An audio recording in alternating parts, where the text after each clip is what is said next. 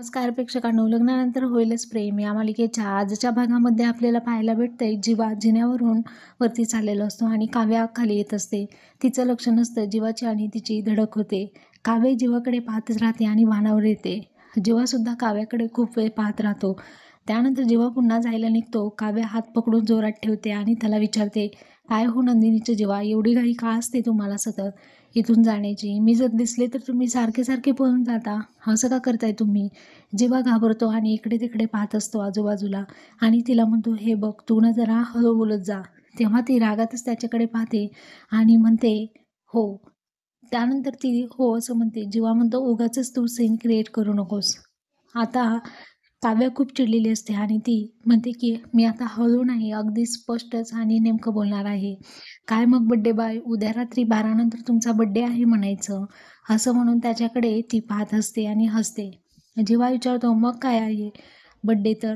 काव्या म्हणते, काही नाही, आत्तापर्यंत दरवर्षी मी तुझा वाढदिवस साजरा करायचे, केक बनवायचे, बुके पाठवायचे आणि तुझ्या फेवरेट कुकीज, चिम्मी कुकीज त्याही मी बनवून आणायचे. तसाच यावर्षी त्याला वाटतं की यावर्षीसुद्धा असंच करेल, परंतु ती म्हणते यावर्षी अजिबात नाही करणार. असं म्हणून ती अगदी सिरियस झालेली असते. जेव्हा धक्क्यानेच तिच्याकडे पाहतो आणि जेव्हा बाजूला देखील पाहत असतो की कोणी यांचं बोलणं चोरून ऐकू नये किंवा कोणाला यांचे सिक्रेट्स माहिती होऊ नये. काव्या रागातच म्हणते की ही काव्या अगोदरची काव्या राहिलेली नाही आहे, समजलं? असं ती त्याला रागातच म्हणत असते. या सगळ्या गोष्टी आधीसारख्या राहिलेल्या नाही आहेत, परंतु यामध्ये आता ट्विस्ट तर असलाच पाहिजे ना आयुष्यामध्ये, असं ती काव्य रागातच जीवाला म्हणत असते. जीवा म्हणत असतो, कसला ट्विस्ट? आता तो विचारतो, अगं कसला ट्विस्ट? ती म्हणते, अगोदरसारखी काव्य मी राहिलेली नाही आहे, कारण सतत आरडाओरडा करणारी, सतत चिडचिड करणारी अशी मी काव्य आहे, पण आता मी असं नाही होऊ देणार.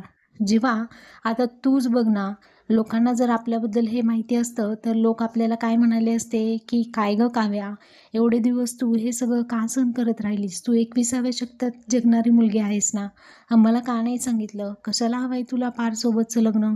आणि त्या बिचाऱ्या पारची फरफट कशाला?